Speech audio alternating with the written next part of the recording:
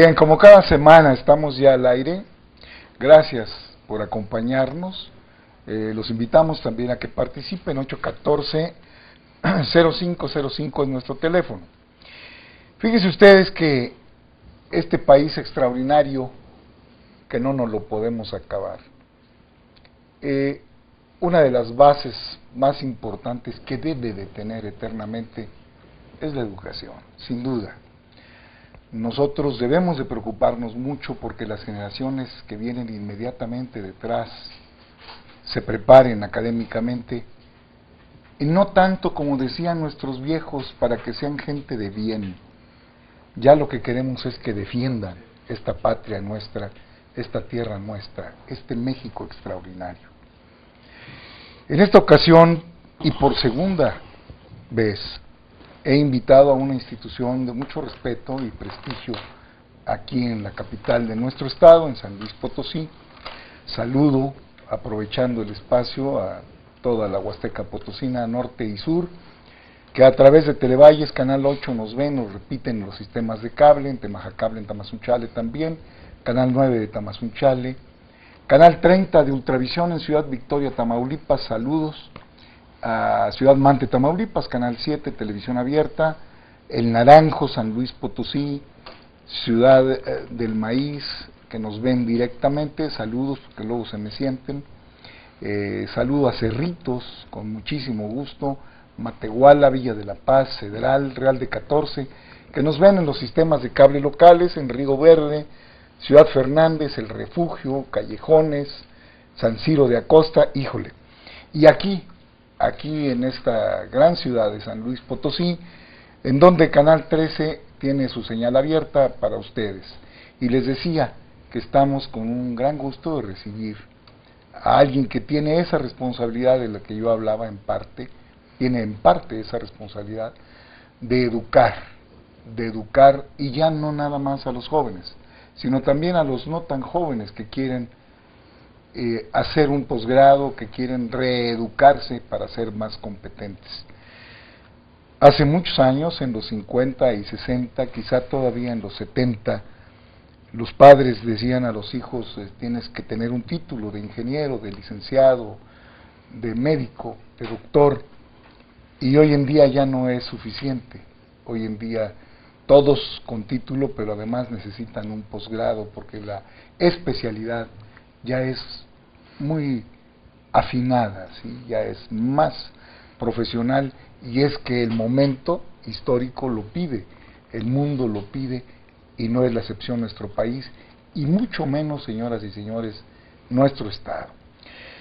Hay un grupo de personas que se dedican a educar, y me acompaña en esta ocasión aquí el propio rector de la Universidad Marista, el doctor Fernando Ávila Lomelí, y quien viene con un grupo de maestros que hacen su trabajo con sus hijos, con nuestros paisanos aquí en la capital.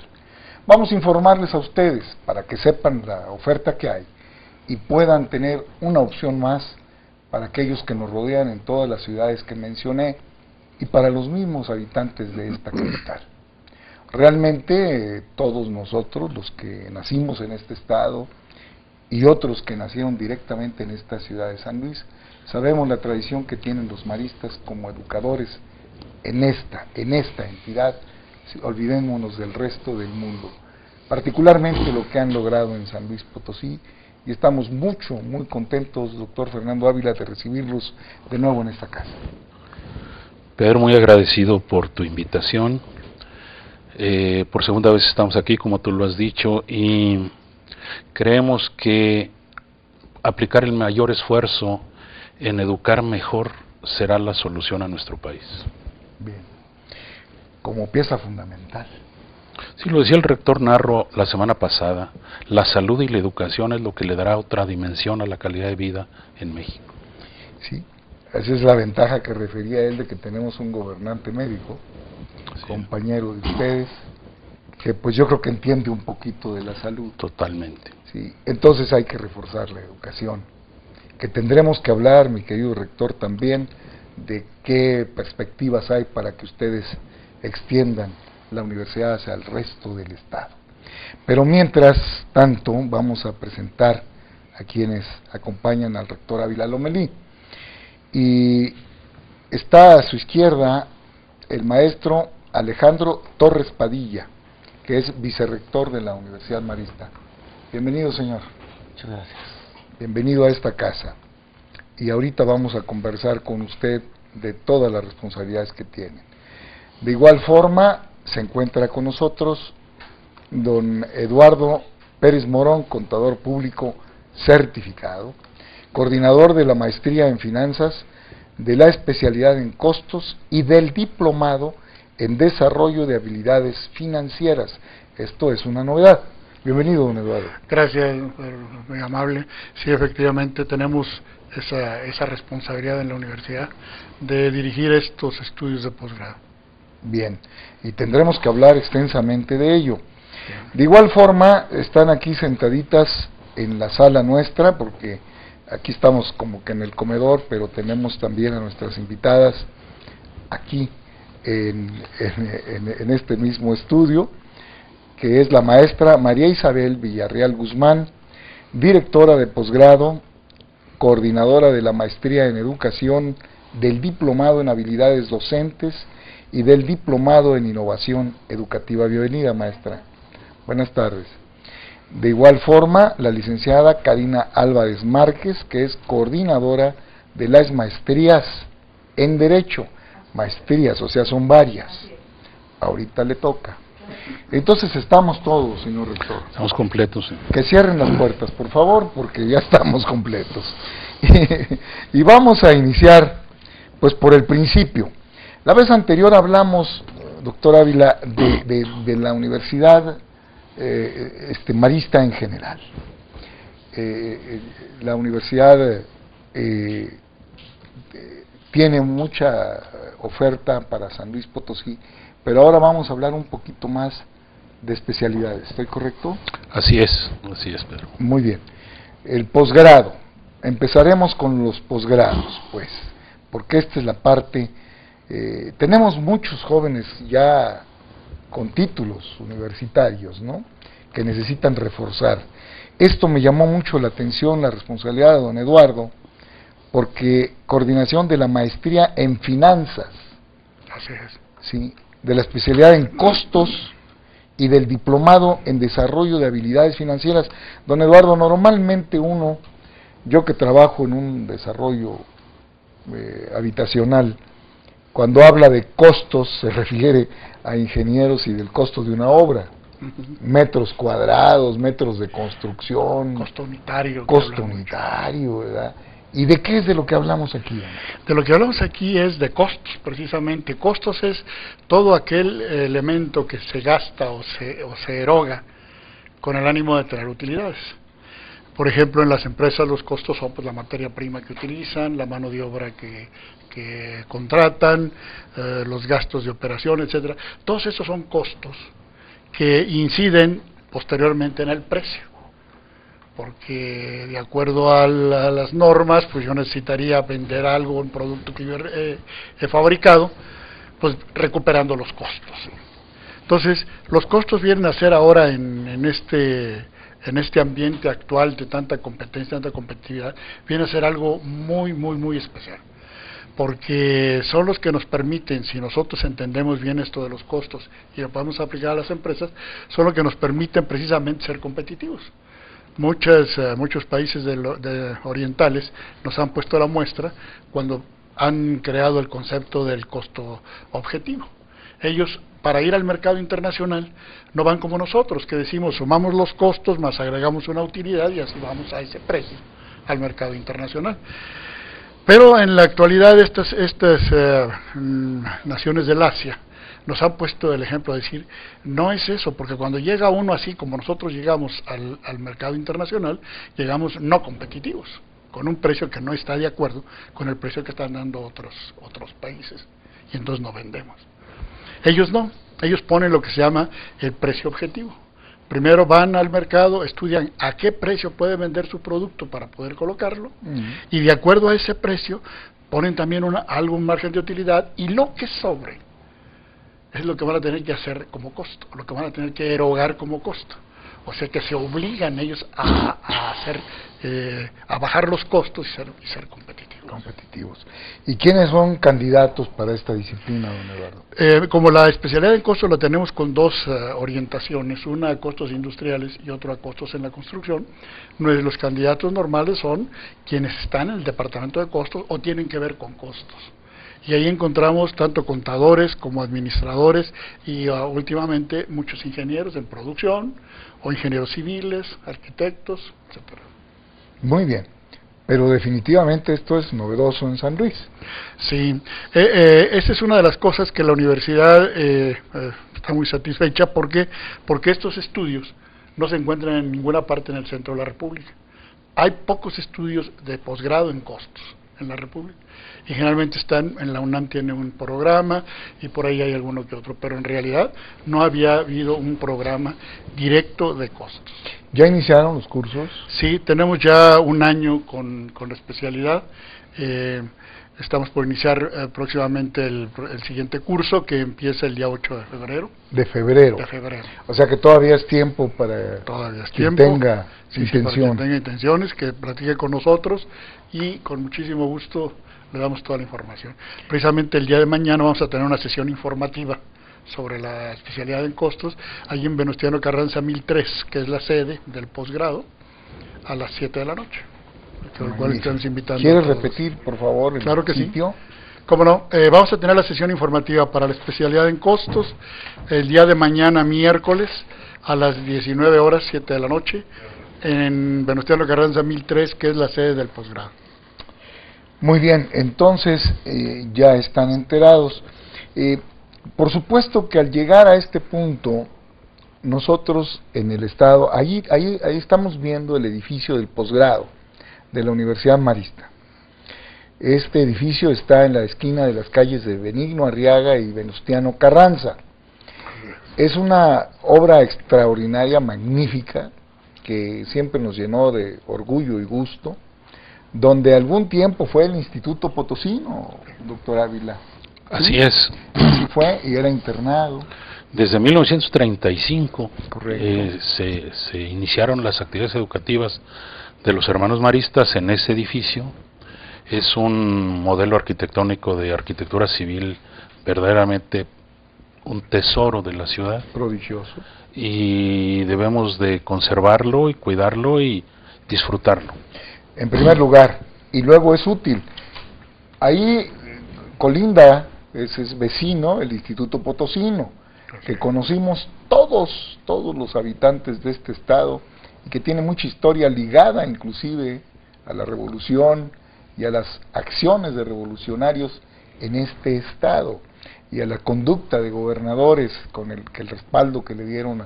Esto obligó a personas, este pasaje de la historia, nada más voy a hacer una cita breve con permiso de mis amigos presentes.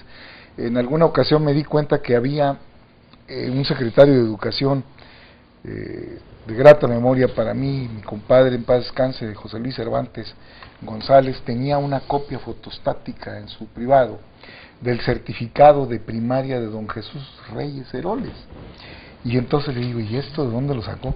Pues estudió aquí en el Marista, porque las condiciones políticas del país impedían que se siguieran educando en otros estados bajo el régimen de alguna asociación cristiana, católica, mejor dicho, y entonces aquí en San Luis tuvieron cabida todos, y así nos llenamos de gente muy valiosa que pasó por las aulas del Potosino en esta capital y que fueron coincidentes también con muchas personas. Saludo a don Miguel Calvillo, que tengo que pasar por él el jueves, que fue compañero de Jesús Reyes Heroles aquí en la primaria, y dice que don Jesús vivía aquí atrás de el Palacio Federal, el Telégrafo, lo que es ahora el Museo de la Máscara, y San Luis pues terminaba ahí en Benigno Arriaga, ¿verdad? Era la orilla, ¿no? Y en esta parte de la historia de los maristas en San Luis, don Alejandro Torres, alguna no anécdota, sino alguna referencia importante que tenga usted de los maristas en San Luis Potosí como educadores? Desde luego, la novedad de que al llegar los maristas a San Luis, huyendo un poco de la implantación y la obligatoriedad de la educación socialista en México, cuando el general Cárdenas era presidente, Sí. y el general Saturnino Cedillo era no el gobernador ya, porque creo en ese momento era el señor Turrubiartes, pero había cierta enemistad por cuestión ideológica Con entre el presidente, sí, con Cárdenas y Cedillo, ¿verdad? Que era pues el poder tras el trono, parece. Y entonces cuando los hermanos deciden venir a San Luis, porque los expulsan de México, después de estar de un lado para otro a salto de mata, con grupos clandestinos, Sí, sí. porque no aceptaban la educación socialista. Correcto. Y Cárdenas, como diera lugar, quería implantarla. Entonces vienen aquí aceptados por Turrubiartes, pero por instancias con el respaldo de Cedillo, del general, ¿verdad? Cedillo. Y les preguntan, bueno, y a las personas que en ese tiempo se encargaron y que tenían conexión con los maristas en México, de promover y conseguir el permiso para que vinieran aquí los maristas. Les preguntó Cedillo, bueno, ¿y estos señores que dicen que son muy buenos maestros, celebran misa? No, señor, ¿cómo? Son maestros. Dice, no, que vengan, no hay problema. Y entonces él tomó sus medidas para que el gobernador autorizara. Y ya vinieron los hermanos. De tal manera que fue la salvación para los grupos que en México teníamos. En México estaba el Centro Unión y el Patricio Sanz, que eran internados. Tenían allí 180, 200 internos, pero al cerrarlo, el Patricio Sanz sobre todo, no tenían a dónde ir. Y cuando se consigue el permiso para instalarse en San Luis, vieron la puerta abierta. Huyeron de México y se vinieron para acá. Y eso favoreció, pues realmente, vamos a decir así, la educación que traían los maristas como innovación, pues muchas cosas que en otra ocasión revolucionarias para la época, sí, ¿verdad? Por ejemplo, una cosa que a todos los muchachos de aquel tiempo lo recuerdan muy bien: los deportes. Desde Marcelino Champagnat, el fundador, él tenía mucho interés en que los muchachos jugaran. No tenían los deportes como se tienen ahora, en aquel tiempo, ¿verdad? Estamos hablando de 1817. Pero él pedía que no se fundara una escuela si no tenía patio para jugar. Sí, sí. Y lo promovían mucho, ¿verdad? Que eso hoy en día, señor Torres, ya se olvidó. No hay ni civismo ni deporte en la educación de este país. Tendríamos que hablar varias horas de todo esto. Vamos a ir a un corte breve, porque nosotros estamos muy contentos, pero el canal tiene que sobrevivir. Y regresamos. Estamos hablando de la Universidad Marista. No se vayan, 814-0505, nuestro teléfono.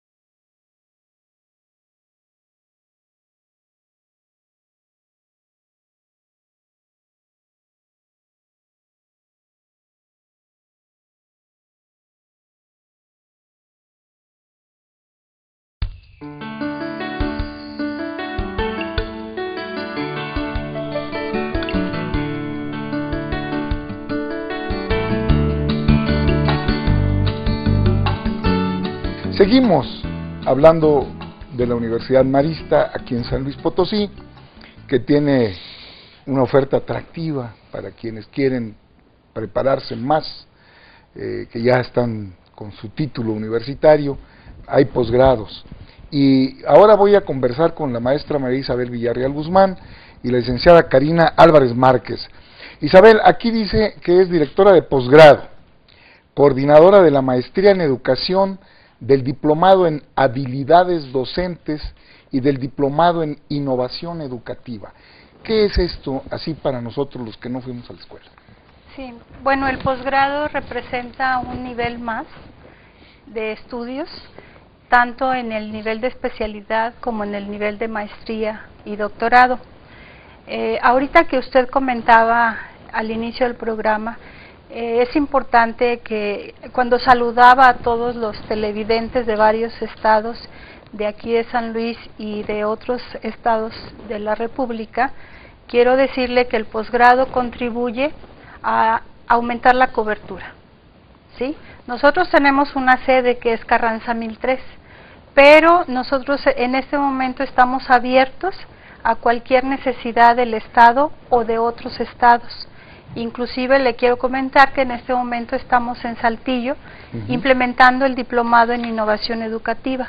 Es un diplomado semipresencial, se promovió a través de un catálogo a nivel nacional para maestros de educación básica, y en ese catálogo nos vieron como una institución de reconocida calidad en cuanto a sus profesores y en cuanto a sus planes de estudio, y estamos implementándolo en Saltillo. Es decir, quiero comentar que estamos abiertos a cualquier grupo de profesores que quisiera que nosotros implementáramos alguno de los estudios de posgrado, no solamente de educación. Ya la maestra Karina hablará de las opciones de derecho, el maestro Eduardo habló de las opciones en el área de finanzas. Entonces nos abrimos a cualquier grupo de maestros que quiera que implementemos el posgrado. Esto es muy importante, Isabel, porque efectivamente nos están viendo ahorita en Río Verde, en Matehuala y en Ciudad Valles y Tamazunchale, que son los municipios más importantes de nuestro estado, sí, y donde ya se ha desarrollado campus universitario tanto de la Autónoma de San Luis Potosí, sí, como de algunas instituciones privadas. Y pues nosotros, los del interior del estado de San Luis Potosí, sufrimos por muchos años, Isabel, el hecho de tener que venir a estudiar hasta la capital. Claro. A mí nunca me ha extrañado que el señor rector García Valdés se haya preocupado por las instalaciones del campus de Ciudad Valles, porque lo rodean 20 municipios. Ahora ya van a ser en Tamazunchale, sí, pero hay una universidad privada ya en Axtla, sí, con una población impresionante. Entonces es muy importante lo que usted acaba de decir, que yo le voy a insistir, Isabel, que lo repita así, claramente, porque ¿qué sería el mecanismo, doctor Ávila, para que estas personas, estos maestros que están en el interior de nuestro estado y que están dando preparación académica a nivel universitario, pues pueden hacer para venir a reforzar sus conocimientos con un posgrado en la Universidad Marista? Vamos a repetirlo. ¿Qué tendrían que hacer? Pueden venir a las instalaciones de Carranza 1003 a tomar los programas de posgrado que ya tenemos, pero también atendemos a sus necesidades. Si ellos nos llaman al 833-2410, van a aparecer los teléfonos y la página 811-8959, en donde nos manifiesten sus necesidades de formación. Correcto. Tenemos maestría en educación, maestría en finanzas, 3 maestrías en derecho, tenemos varios diplomados que ya se han mencionado. Entonces no basta con que nos llamen y nos ponemos de acuerdo. Vamos a decir otra vez los teléfonos que están apareciendo: 833-2410 y 811-8959. En San Luis Potosí. En San Luis Potosí. También nos pueden escribir al correo de posgrado. El correo es posgrado@umaslp.edu.mx. Muy bien. ¿Mande? Es que aquí tengo informes @umaslp.marista.edu.mx. Pero está apareciendo, ¿verdad? ¿Sí? Para que no haya errores. Esto es muy importante. Claro. Muy importante, sí, establecer ese vínculo, y luego yo voy a conversar con el doctor Ávila para pedirle que hagamos una especie de blitz al interior, mi querido Fernando, apoyado por personas que conocemos en estas entidades, que nos puedan reunir un grupo de maestros para que ustedes vayan y hagan una exposición antes, para ir a la Huasteca antes de que sea marzo y antes de que sea junio, para que esté en la temperatura grata y ustedes no extrañen. No vamos a ir con corbata porque nos van a chuflar, pero ir a conversar con ellos, ir ahí in situ, porque siempre hemos tenido ese sentimiento, los del interior del estado, yo soy huasteco, de que no nos quieren en el centro y nos cortan en el centro. Entonces vamos a llevar la oferta, vamos a llevar la oportunidad, que es lo que es, Isabel, porque suena magnífico, y es un paso más. Y Karina dice aquí, coordinadora de las maestrías en Derecho. Correcto. ¿Cuántas son las maestrías? Bueno, en sí tenemos el REBOE, Registro de Validez Oficial, para 6 maestrías. Actualmente se encuentran en activo porque las que están funcionando con alumnos son 3. Derecho empresarial, derecho privado y derecho fiscal. Derecho empresarial, derecho privado y derecho fiscal. ¿Cuál es el derecho privado, Karina? El derecho privado es el que regula las relaciones entre los particulares, que normalmente es muy concurrida por los muchachos, porque tiene que ver con todo lo que es derecho de familia, tiene que ver con todas las cuestiones de sucesiones y demás. Es pertinente señalar que parte de nuestra matrícula de alumnos que tenemos en activo son alumnos no nada más del sector privado, sino también servidores públicos que están en activo en juzgados y están estudiando con nosotros la maestría, justamente porque resulta toral en esta época que el abogado no nada más acabe la licenciatura con la gama general que se le da de conocimientos, sino se necesita especializar. Ya puntualizar, ¿verdad? Así es. Por ejemplo, es para los notarios, ¿no? Para los candidatos, los aspirantes a notariado, sería importante esto del derecho privado. ¿Y cuáles las otras maestrías? Derecho fiscal y derecho empresarial. En derecho fiscal ocurre algo muy peculiar. La mayor parte de nuestros alumnos son contadores públicos, porque el perfil es contador público, es abogado, o que tenga alguna carrera afín con lo que es el derecho fiscal y financiero. Entonces, bueno, pareciera que en algún momento estaban peleadas estas dos carreras, ¿verdad? Contadores y abogados, pero en sí en el derecho fiscal se unen porque se conjugan estas dos, así ¿verdad? es. Y no es tan común encontrar una maestría en derecho fiscal.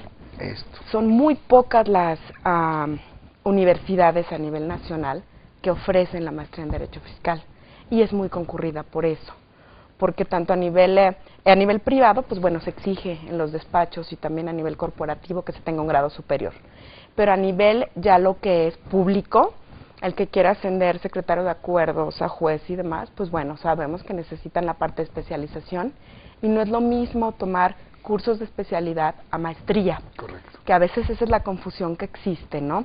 Lo que ofrecemos son maestrías, que esto implica que es un grado superior, por lo tanto acceden también a lo que es una cédula y un título de maestría, que a veces dicen, ¿y por qué duran 2 años y no 1? Pues justamente hay un número de horas con los que se debe de cumplir, y pues bueno, lo mínimo son 2 años, previo obviamente, pues bueno, los trámites que se piden y demás. Entonces es importante recalcar esto, que se tiene el acceso en San Luis Potosí a grados de estudio superior y con calidad.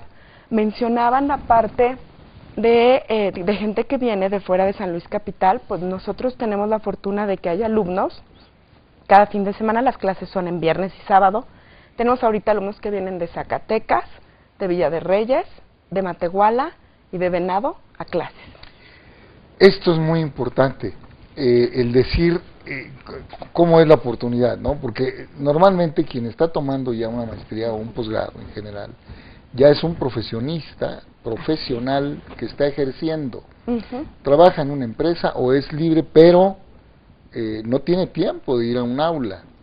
Los cursos estos de posgrado son presenciales. Así es, son presenciales, pero están formulados para eficientar al profesionista. Esto quiere decir que son en viernes y sábado.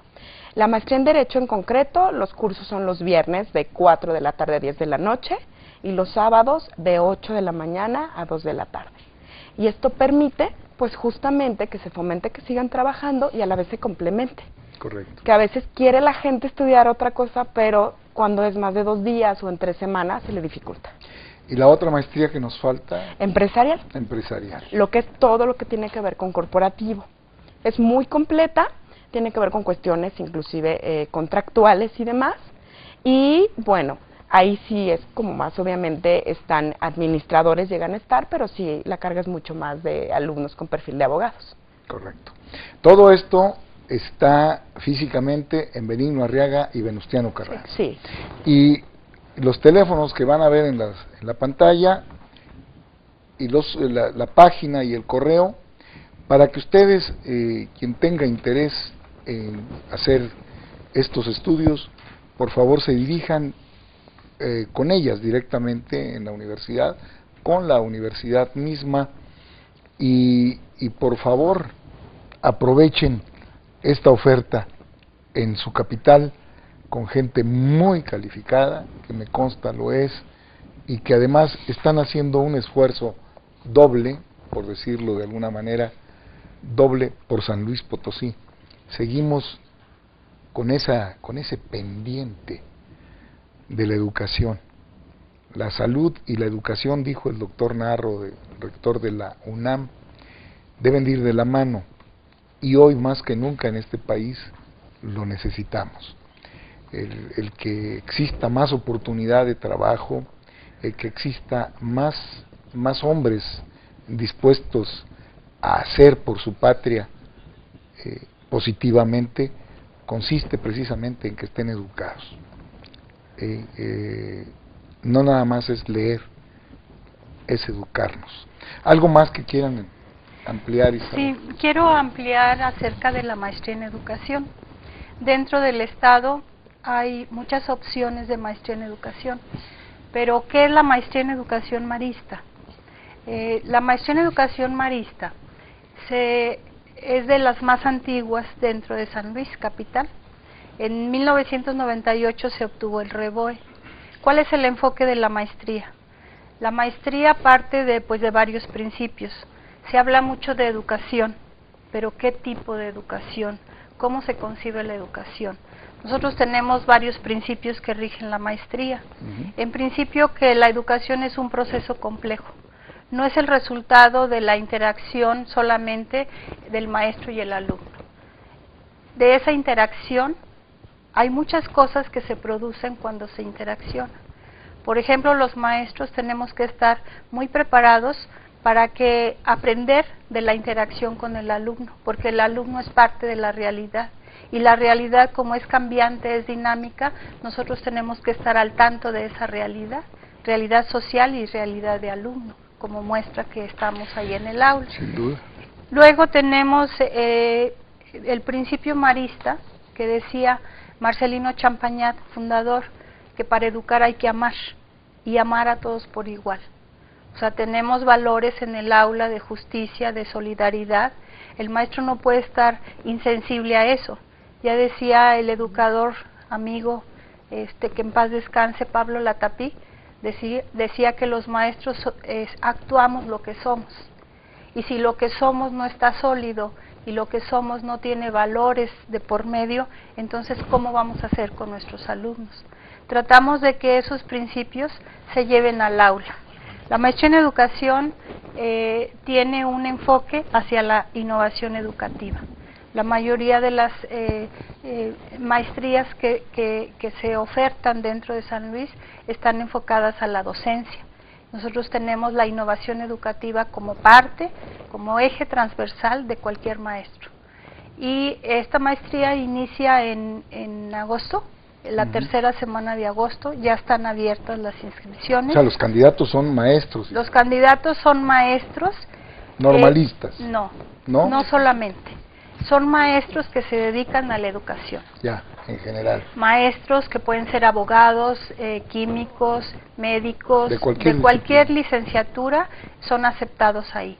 Porque se dedican a la educación, pero no estudiaron para ser maestros. Estos últimos que acabo de mencionar. Así como hay que hacer una escuela de padres de familia. Así como hay, Sí, todos los maestros de educación media y superior no estudiaron para ser maestros, y yo considero que todas las universidades deben de promover que sus maestros en educación media y superior tengan maestría en educación, porque tienen que tener una identidad de lo que es ser maestro, de la trascendencia que tiene el ser maestro. Y si entendemos desde ahí la innovación educativa, desde la trascendencia que yo tengo como maestro, yo creo que voy a ser un mejor maestro. Cuando usted no nacía todavía y sus papás andaban en trámites, nosotros fuimos a la preparatoria habilitada en nuestras entidades por profesionistas que vivían en Ciudad Valles, en Matehuala, en San Luis Potosí, en Río Verde, y que voluntariamente daban clases. Sí, entonces no tenían la preparación para la docencia, ¿verdad? No eran maestros, eran profesionistas que conocían su materia y la compartían con los alumnos. Esto que usted está diciendo es muy, muy importante para esto de afianzar la educación en México. Vamos a un corte, espero que sea el último, y regresamos. Estamos hablando de la Universidad Champañá, aquí en San Luis Potosí, capital, de la Universidad Marista. Siempre me traiciona la presencia de Marcelino Champañá, que era muy amigo del padre Peñalosa, eran de la misma generación. No se vayan.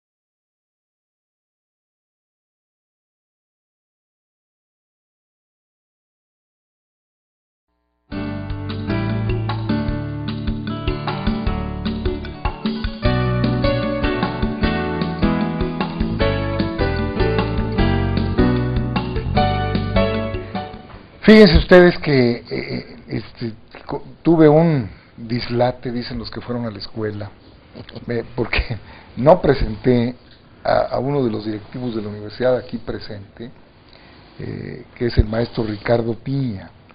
Le pido que me disculpe, y a ustedes también que están atentos han de haber dicho, y el otro señor, ¿por qué no lo presentó? Antes no me regañaron porque luego me llaman por teléfono. ¿Sí? Pero en esta parte, señor Piña, ahora que estaba yo con Isabel Villarreal y con Karina Álvarez, que lo estaba viendo a usted, y hacía yo cita del padre Peñalosa, que siempre fue fanático de los maristas, que ha sido su vocación, la de la educación, y la han ejercido en todo el mundo. ¿Es así? Así es. Sí. El carisma, digamos, es el regalo de Marcelino Champañá. Ha sido el tener la visión de que todas las diócesis del mundo entran en las miras de los maristas. Y actualmente estamos en más o menos 72 países del mundo. Excelente. ¿Y usted es mexicano, señor Piña? Así es. ¿Sí? ¿De dónde? Mexicano del DF. Del Distrito Federal, o sea, mexicano, mexicano, aunque he vivido en el DF muy poco tiempo. Como es hoy en día común que suceda. Así es. ¿Y ha servido a los maristas en algún otro país? Estuve en Corea 18 años. No me diga. He estado en Filipinas 3 años, estuve en España en cursos de espiritualidad y estuve en Japón 9 meses también. O sea que usted el coreano como el castellano. No, también es un idioma muy complicado, muy rico, pero sí puedo hablar el coreano. Comunicarse. Así es. Sí, ¿y en cuál de las dos Coreas estuvo siempre? En Corea del Sur. Por supuesto, en Corea del Sur. Y en Japón, ¿también en alguna universidad? Estuve en el Colegio Internacional de los Hermanos Maristas, pero ahí estuve apenas aprendiendo la lengua. Apenas. ¿Y en cuánto tiempo la aprendió? No, el japonés, Todavía. igual que el coreano, necesita mucho tiempo. Sí. Los caracteres chinos son muy complicados, se necesita muy buena memoria. Qué barbaridad. Yo de veras que respeto mucho esas regiones, pero no les envidio nada, no nos podemos comunicar más que así de señitas, ¿verdad? Sí, y eso de decir yo kurashai más, mande. Eso es muy complicado, ¿no? Pero, ¿y cuánto tiene usted en San Luis, don Piña? 5 meses, Apenas. recién estrenado, así es. Sí, y vino a la Universidad Marista. Efectivamente. Magnífico. ¿Y cómo ha sentido a la población de la Universidad Marista de San Luis? Pues el grupo de dirigentes, los coordinadores, se me hacen personas muy entusiastas, muy preparadas, y realmente estoy muy a gusto trabajando con ellas. ¿Y los alumnos? Los alumnos apenas empiezo a conocerlos. Ah, pues si no estaban en clases, ¿verdad? No, hoy tuve mi primera clase, muy bien, muy acogedores, muy platicadores, estuve muy contento con ellos. No, pues si les platica a todo dar, si no los pone a estudiar, ¿verdad? Sí, les pregunté que si querían que les pusiera el nombre en español, en coreano o en chino. Me dijeron que en chino y les tuve que poner en chino. Y luego no entendía nada, pero en fin. Pues es que está en así chino. es con los alumnos, está en chino. Está en chino, no abuse usted. Está en chino. Pues vean ustedes que esto es una familia, doctor Ávila, y llena de niños. Por supuesto. ¿Sí? Tenemos imágenes de ese magnífico edificio cóncavo, o es curvo, o es convexo. Es para recibir a la juventud. Eso es. Tiene una forma diseñada por los arquitectos de manera que le diera, que fuera un receptor de jóvenes. Es que nosotros pensamos que no hay universidad pública y universidad privada. La casa del saber es única porque el saber es único. A veces uno estudia donde se abrieron las puertas. Para muchos jóvenes tienen el privilegio de estudiar en universidades públicas, lo apoyamos y de ahí surgimos todos nosotros. Pero la universidad pública, que recibe la tercera parte de la juventud que está en la universidad en el país, también tiene que decir y tiene que apuntar para que no nos distingamos de yo soy de universidad privada o yo soy de universidad pública. Estás en la casa del saber porque la humanidad es la misma y el saber es el mismo. Esto me gustó mucho, esa figura. Y pensando en el edificio, doctor Ávila Lomelí, que tiene esta forma, unas manos que están recibiendo. Así es. ¿Verdad? Ahí estamos viendo ahora esa magnífica obra que se aprecia de muchos puntos de la ciudad, y ustedes de ahí ven hacia atrás una cañada espléndida, ¿verdad? Miren nada más el fondo, qué hermoso vista tiene, porque las rocas también tienen su encanto, señor Piña, ¿o no, don Eduardo? Así es. Por ello decía el doctor Peñalosa que San Luis Potosí había sacrificado las rosas para enaltecer las espinas. Sí. Luego, ahorita me acordé de Monseñor Szymanski, lo que le dijo al señor Morales cuando llegó, pero en otro programa lo diremos. Entonces, aquí en la parte esta de la especialidad en costos, don Eduardo, creo que tenemos que darle un poquito más de difusión, de insistir en que existe ya aquí en San Luis Potosí, y en el centro de la República no lo hay. La oportunidad está en San Luis Potosí para esta especialidad que hace que las empresas afinen. Así es, porque como decía hace rato, los costos llevan a la empresa precisamente a la productividad, a la eficiencia. De hecho, cuando alguna empresa, alguna institución se enfrenta a algún problema económico, lo primero que piensan es costos. Y tienen razón, los costos son la parte medular, y si no lo entendemos cómo manejarlos, cómo administrarlos de manera correcta, sucede lo que nos ha sucedido, que no tenemos precios competitivos, no somos eficientes, etcétera, etcétera. Entonces yo creo que sí es una oportunidad muy grande el tener esto, y una oportunidad también de convivencia dentro de la misma especialidad, porque como decíamos hace rato, pues van gentes que vienen de administración y gentes que vienen de la parte técnica, los ingenieros, y conviven.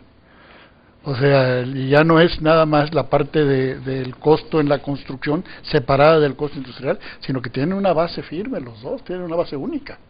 Entonces esa base, que es única para los dos, permite que en esa convivencia se enriquezca el conocimiento del costo como la parte básica. Y después habrá 3 materias en donde se van o para costos industriales o para costos en la construcción. Pero tienen 5 materias comunes. 5 materias comunes. De tal manera que la especialidad se puede realizar en un año. Ah, esta era la parte también que había que preguntar. Porque llevando 2 materias juntas, 2 materias al mismo tiempo, se llega en un año a pagar toda la especialidad. Bien, bien. Muy bien. ¿Estamos bien de tiempo, señor Quintanilla? Sí, ¿verdad? Bastante bien. Gracias al arquitecto Pablo Nava, del poblado de Tequis. Nuestro querido Tequis saluda a Pedro Manuel. Gracias, así como al personal de la Universidad Marista, pues es catedrático de la misma. Felicidades, Pablito, amigo nuestro, por supuesto. Y tengo un cliente aquí en mis programas que no se llama así, pero así se apoda él, Judas, del santuario, de esta parte que ni es San Juan de Guadalupe ni es San Miguelito, es el santuario. El santuario, ¿verdad? Y opina, dice un saludo al licenciado, gracias por hacer estos programas tan interesantes, saludos al panel. Gracias, mi querido Judas, que finalmente tenemos un Judas que se porta bien. Bueno, tenemos todavía una buena cantidad de minutos. Yo quisiera que ustedes algo que se esté quedando, doctor Ávila. Pues debemos enfatizar que la actualidad nos ha llevado a reconocer que estamos en la sociedad del conocimiento. Correcto. Los países que tienen el más alto índice de desarrollo está directamente directamente relacionado con el nivel de la sabiduría de su sociedad. Quien más sabe vende mejor sus productos porque los hace con ese sentido de eficiencia del que nos hablaba el contador Pérez Morón. Los centros de estudio de los países más desarrollados hacen que el ser humano estructure su pensamiento y lo aplique en beneficio de la humanidad.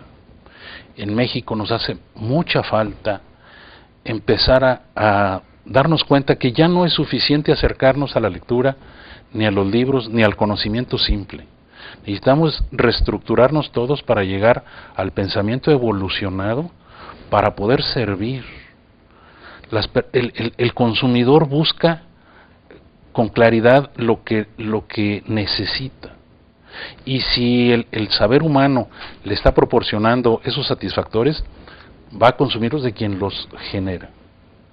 De tal manera que es necesario evolucionar en nuestra mente para que nuestros egresados de todas las universidades lleven un perfil de saber más, de ser mejores. No basta ser sabios, hay que ser virtuosos. Hay que tener un proyecto de vida, un sentido de la vida muy claro, el por qué estudias, para qué estudias. Para tener un perfil relevante y poder inducir conductas que enaltezcan a la comunidad. A México le están pasando muchas cosas. Nos hemos alejado del bien, nos hemos alejado de la virtud. Todas las religiones enseñan que debemos servir al prójimo. No hay una sola religión que no hable de eso. Su idea central es una relación con Dios y una relación con el prójimo. En México estamos olvidando esa dignidad que aprendimos desde niños y hoy la vida no vale nada, desgraciadamente, porque lo vemos todos los días, con qué facilidad nos aniquilamos unos a otros, siendo todos hijos de un mismo Padre. Desafortunadamente sí, y es el momento de citar esto porque tenemos que dar una sacudida, mi querido Fernando, nosotros que ahora somos los viejos. Tenemos que apoyar a los jóvenes y recordarles que tenemos una gran nación, que tenemos un gran país, y tenemos que cuidarlo y reforzarlo. Y reforzarlo en instituciones que tienen prestigio, y todavía tenemos un par de minutos, don Eduardo, en esta parte del edificio de la maestría, del posgrado en la Universidad Marista. Es un edificio con prosapia. Sí, efectivamente. Platicando con el licenciado Jorge Borjas Benavente, que ha estado elaborando un libro que va a publicar sobre todas las casonas de Carranza. Y especialmente de esta casona, él me dio algunos datos que son interesantes. Por ejemplo, esta casa fue mandada a construir por el señor Francisco Manuel Coglan en 1897. Fue la primera casa en San Luis que tuvo WC entubado.